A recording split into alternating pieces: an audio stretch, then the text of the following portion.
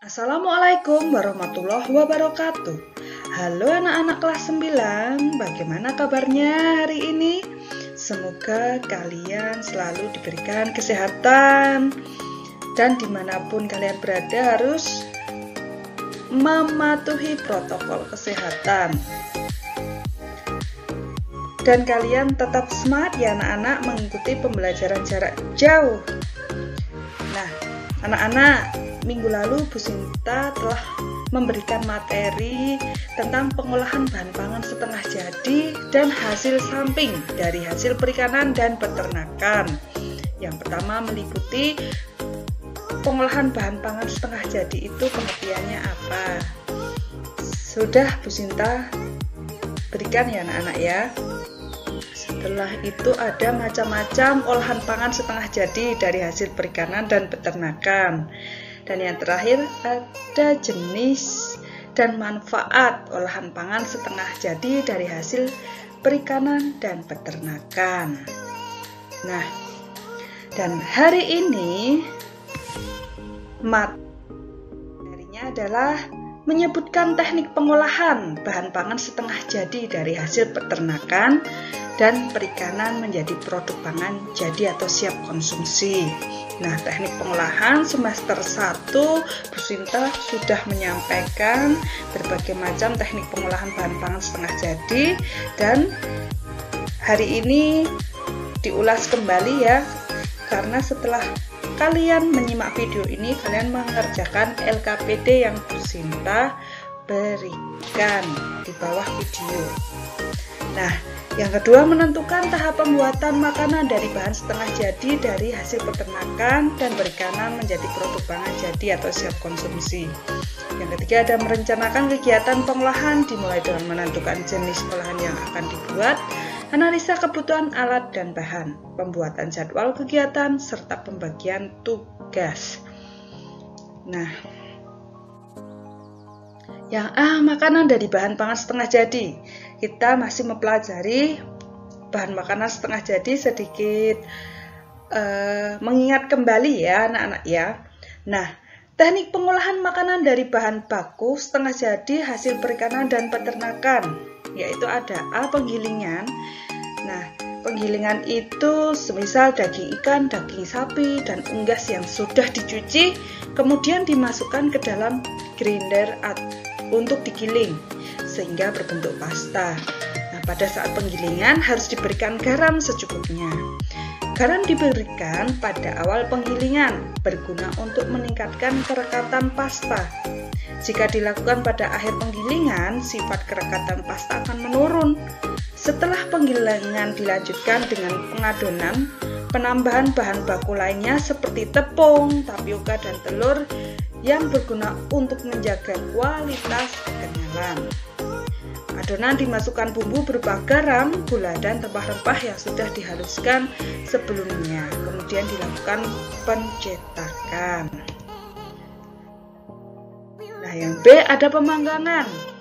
Nah, ada yang dipanggang itu daging ikan, daging sapi, dan unggas. Dapat langsung dipanggang untuk dijadikan stik. Daging yang dipanggang sebaiknya daging yang memiliki tekstur daging yang lebih kencang. Ikan dipanggang dalam oven. Caranya, panggang ikan dalam oven dengan suhu 200 derajat Celcius selama sekitar 10 menit atau hingga kulit pelapisnya kuning keemasan. Lama pemanggangan tergantung pada ketebalan fillet. Yang C, menggoreng. Gunakan minyak goreng dengan jumlah yang cukup hingga seluruh bagian ikan terendam minyak. Pastikan minyak telah panas agar kulit pelapis ikan menjadi renyah. Gunakan api sedang, lalu goreng ikan dengan wajan anti lengket. Ikan cukup dibalik sekali saja sehingga tidak mudah hancur. Tapi ingat, teknik ini tidak bisa digunakan saat Anda menggoreng ikan utuh dan hanya bisa digunakan pada filet ikan dan unggas. Ada tahap pembuatan makanan selanjutnya dari bahan setengah jadi, bahan baku hasil perikanan dan peternakan. Ini contohnya ketika nanti kalian akan praktek, ini sebagai contoh ya. Yang pertama adalah mengidentifikasi kebutuhan. Misalnya membuat dendeng daging sapi. Apa itu? Dendeng daging sapi adalah salah satu makanan yang cukup digemari oleh masyarakat. Bahan dendeng daging sapi telah banyak dijual dalam bentuk kemasan di pusat oleh-oleh atau pasar swalayan. 2. Ide gagasan. Membuat dendeng daging sapi sambal hijau dengan kreasi masing-masing. Alat dan bahan. Mempersiapkan bahan dan alat yang diperlukan secara lengkap, apakah itu dengan cara membeli atau meminjam teman atau tetangga. Nah, sediakanlah alat. Alatnya ada wajan goreng, ada cobek, ada spatula, ada erok-erok. Itu ya, anak-anak ya.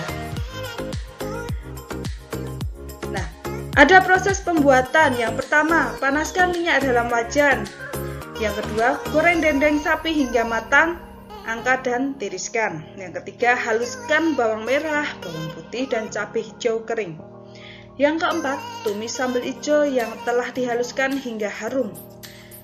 Baunya, tambahkan garam dan gula secukupnya. Yang kelima, masukkan dendeng sapi goreng dalam tumisan sambal hijau, aduk rata semuanya. Yang keenam, dendeng sapi sambal hijau siap disantap. Nah, pada evaluasi diri, di akhir pembuatan pengolahan pangan dendeng daging sapi, ujilah hasilnya dengan cara mencoba atau merasakan masakanmu. Buatlah angka penilaian sederhana bagaimana rasanya, warna, aroma, dan bentuk penyajiannya. Mintalah beberapa teman dan guru atau kalau di rumah itu nanti ada kedua orang tua kalian atau kakak kalian boleh untuk mengisi angka tersebut. Jika ada yang kurang sesuai, buatlah catatan evaluasinya. Sebagai bahan masukan dan bahan perbaikan berikutnya, tips 1. Jemur sebentar dendeng sapi sebelum digoreng agar hasilnya lebih garing dan renyah. 2. Goreng dendeng sapi dengan api sedang agar tidak mudah gosong. Nah, perhatikanlah saat kalian melakukan kegiatan memasak, yaitu gunakan celemek, ikat rambutmu jika perempuan agar tidak ada rambut yang terjatuh pada makanan saat bekerja. Nah, yang kedua ada cuci tangan sebelum bekerja atau gunakan sarung tangan. Yang ketiga, hati-hati dalam bekerja, baik dalam menggunakan peralatan tajam, listrik, kompor, gas, atau minyak tanah maupun peralatan pecah belah. Yang keempat, kebersihan tempat kerja dan peralatan yang digunakan pada pembuatan hendaknya diperhatikan baik saat akan memulai memasak maupun setelah selesai memasak. Bekerja sama dengan keluarga jika di rumah atau teman, dan setelah itu matikan kompor dengan baik setelah selesai memasak. Nah, ini contoh ketika praktek memasak dendeng sapi sambal hijau. Nanti praktek di rumah tidak harus dendeng sapi, anak-anak boleh bebas, tetapi harus sesuai tahap-tahapan yang Bu Sinta sampaikan. Anak-anak ada tugas setelah ini. Setelah kalian melihat video ini, silahkan kalian kerjakan LKPD di bawahnya ya, dan tetap semangat. Oh iya, sebelum kalian mengerjakan, baca perintahnya, langkah-langkah untuk mengerjakan, karena sangat mudah, dan mengerjakannya di HP Android kalian masing-masing. Oke. Nah, sekian yang dapat Bu Sinta berikan. Wassalamualaikum warahmatullahi wabarakatuh.